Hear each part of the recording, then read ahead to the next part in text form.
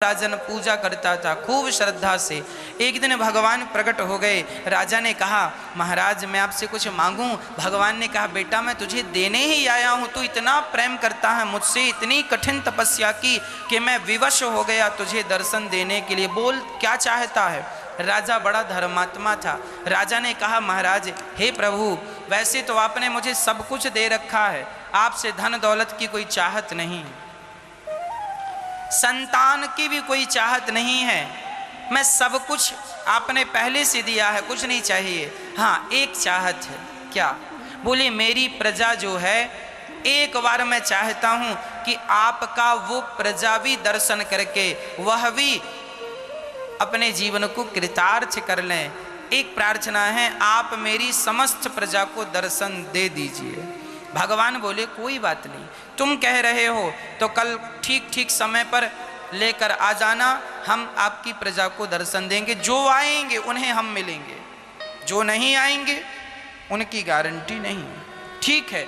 अब राजा ने सारे नगर में डिंडोरा पिटवाया, कल समय से तैयार हो जाना, भगवान के दर्शन में चलना है। अब फ्री में भगवान का दर्शन होए तो फिर भगवान का दर्शन कौन नहीं करेगा? फ्री में दर्शन। चलो, सारे बच्चों से लेके बूढ़े तक सवेरे सवेरे सब तैयार हैं नहा धो करके, और कोई झांझ मजीरा ढोल सब कीर्तन कर रहे हैं, श्री कृष्ण गोविंद हरे मुरारी, हे नाथ नारायण वासुदेव चल रहे हैं। अब जैसे ही गांव से बाहर निकले गांव वाले भगवान का दर्शन करने जा रहे हैं, तभी रास्ते में भगवान ने माया रच दी। भगवान ने ऐसी माया रची कि पैसों का ढेर लग गया।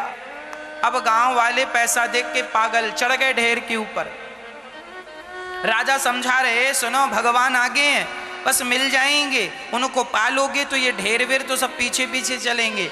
गांव वाले बोले, महाराज बड़ा कर्जा था, अब हमें यहीं रहने दो, हम चलो आप लोग, हम पहुंच रहे हैं, जरा ये पैक करके घर रखाएं। अच्छा अच्छा, भगवान को थोड़ा रोक के रखिएगा, हम अभी आ रहे हैं।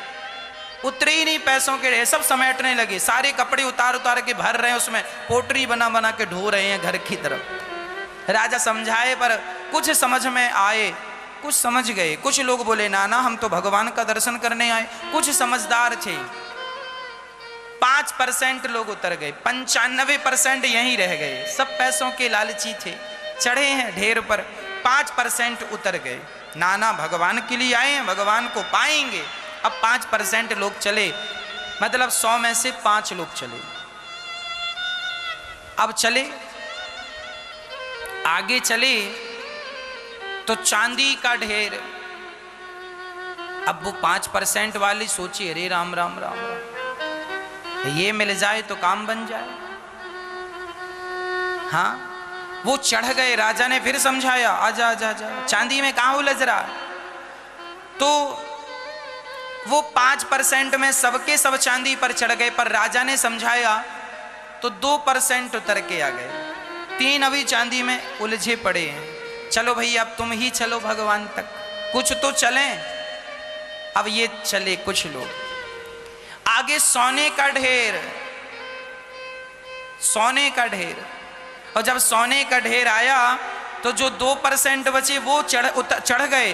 और अब राजा ने लाख समझाया, भगवान 10 कदम पे हैं, चलो जरा चलो जरा, पर वो क्यों उतरे? वो सोने को देखकर मस्त थे। बोले हम तो जीवन सफल हो जाएगा हमारा इस धन को पाकर, उतरे ही नहीं। समय हो गया, राजा चल पड़े रानी को लेकर। अब अकेली रानी चली, और जब आगे चले तो हीरों का ढेर, ऐसे हीरे की रानी ने कभी देखा नहीं।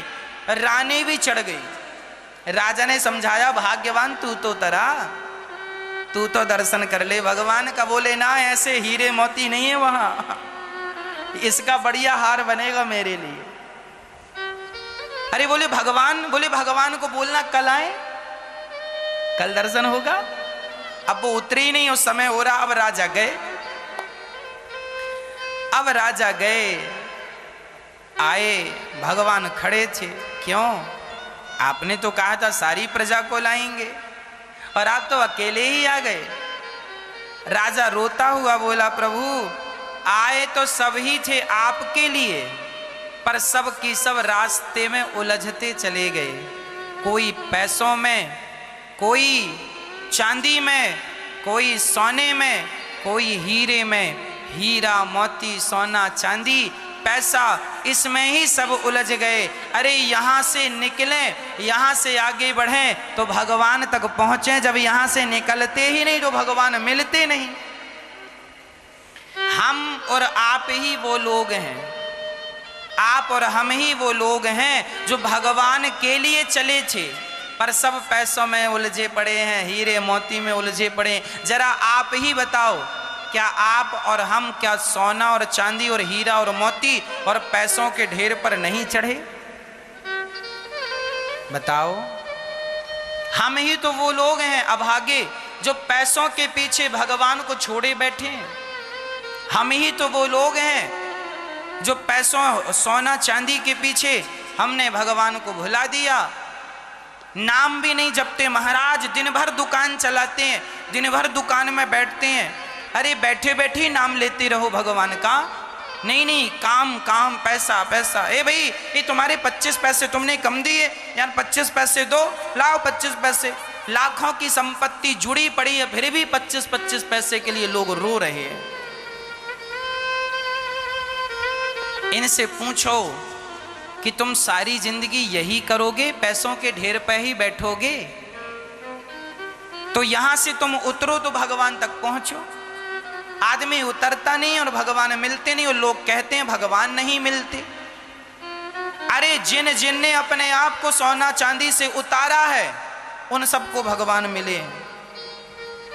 तुम इस ढेर से जिस दिन उतर जाओगे ना भक्तों, उसी दिन, दूसरे दिन नहीं, उसी दिन तुम्हें भगवान मिलेंगे। पर एक बार कह दो अंदर से कि प्रभु मैं आपका हूं और आप मेरे हैं, और मैं उतर के आ गया हूं। बिल्कुल त्याग दो अंदर से, रहो सबके बीच में। अरे सोने के ढेर में ही बैठे रहो आप, पर उसके प्रति कोई आसक्ति और ममता ना हो, यही त्याग है। हम ये नहीं कहते कि तुम सब छोड़ के जंगल चले जाओ, हम ये कहते हैं सबके बीच में रहो, पर सबके बीच में रहकर भी सबसे अलग रहो। उस वस्तु से मोह ना हो, उस वस्तु से लगाव ना हो। आपके घर में खूब सोना चांदी हो, पर उसके प्रति आसक्ति ना हो, लगाव ना हो। लगाव भगवान से हो। क्या तुम कंकड़ पत्थर जोड़ रहे हो? क्या होगा इससे? सब धरा रह जाएगा। जिनके तिजोरियों में सोना सजा था वो सब मर गए।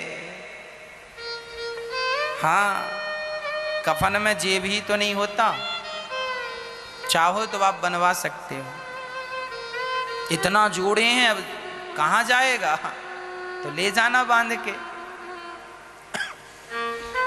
इसलिए मीराबाई गाती है कि पायो जी मैंने राम रतन धन पायो, पागलो राम नाम का धन समेट लो। क्या समेट रहे हो? इसलिए समय निकाला करो अपने लिए, भगवान का चिंतन किया करो। आधा घंटा, 1 घंटा आंख बंद करके भगवान का ध्यान किया करो। हे नाथ, आप ही हमारी माता हो। हे श्याम सुंदर, आप ही हमारे पिता हो। हे श्याम सुंदर, ये संसार में जो आपकी माया है, इसने हमें बड़ा जकड़ लिया है। हे नाथ, आप ही हमें इस माया से बचाओ। हे नाथ, आपकी माया हमें परेशान कर रही है, आप हमें इस माया से बचाओ। आज हम बूढ़ों को देखते हैं, बड़ा उलझे पड़े हैं, पैसों के लिए मर रहे हैं, रो रहे हैं। इनकी क्या दुर्गति होगी, इन्हें अभी समझ नहीं आ रहा। हम बिल्कुल ये कहना नहीं चाहते कि तुम पैसे ना कमाओ। हम तो खूब कहते हैं कि पैसा ज्यादा से ज्यादा कमाना चाहिए। पैसा बहुत कमाओ मेरी माँ, बहुत जरूरत से ज्यादा कमाओ, खूब सफल बनो, तुम्हारा नाम हो, तुम्हारी इज्जत हो, तुम्हारे पास लाखों नहीं, भगवान करें आप सबके पास करोड़ों की संपत्ति हो, सब कुछ हो, पर सब कुछ होते हुए भी भाव यही बना रहे कि मैं भगवान का हूं और भगवान मेरे हैं, ये मेरा नहीं है। हो सब कुछ, पर उसके प्रति अटैचमेंट ना हो। हम ये कहना चाह रहे हैं, हम ये नहीं कहना चाह रहे हैं कि तुम काम धाम छोड़ दो ना, अकर्मण्य होके ना बैठ जाना, नहीं तो पाप लगेगा। काम करना, पैसे बहुत कमाना, अपनी माँ को, अपने पिता को, अपनी पत्नी को, अपने बच्चों को धन से संतुष्ट करना। जो पुत्र चाहता है उसे दो, जो पत्नी चाहती है उसे दो, जो माँ चाहती है उसे दो, जो पिता चाहता है उसे दो। दो, खूब मेहनत करो, खूब नाम कमाओ, समाज आपका कहे वाह कितना पैसा कमाया इस व्यक्ति ने, ईमानदारी से, पाप से नहीं। समाज की सेवा करो उस पैसे से, उस पैसे से खूब सेवा करो, और सब कुछ करते हुए भी अपने आप को बिल्कुल अलग रखो उन सब चीजों से। आपके पास मखमल का गद्दा हो और 50,000 और 1 लाख का बेड हो, पर आपका भाव यही हो कि हम जमीन में सोकर ही भगवान का चिंतन हो, सब कुछ पर भाव जमीन में सोने का हो, ये आपकी महानता है।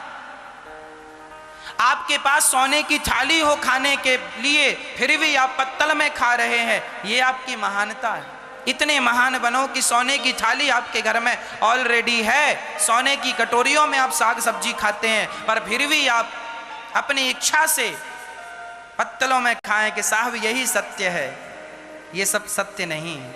हो भगवान करे आप सब सोने की थालियों में खाओ, पर उसके प्रति आसक्त ना हो जाना। नहीं साहब अब हम खाएंगे ही नहीं, सोने की थाली लाओ तब खाएंगे। लो अब ये बात गलत है। अब ससुराल कोई जाए और घर में खाए सोने की थाली में, और ससुराल जाए और कहे ससुर से सुनो खाएंगे तब जब सोने की, ससुर तो बेचारा परेशान हो जाएगा। अच्छा है कि आप सोने की थाली में खाएं, पर उसके प्रति इतना लगाव ना हो जाए कि अब आप उसके बिना रहें ना। भगवान करे आपकी पत्नी और पति हो, बेटा और बेटी हो, पर उसके प्रति इतना लगाव ना हो कि अब बेटा नहीं है तो अब लगे रोने, बेटा बेटा, लो रोते रोते मर गए। ये कोई सिद्धांत नहीं है। सब कुछ हो भगवान की कृपा से आपके घर पर।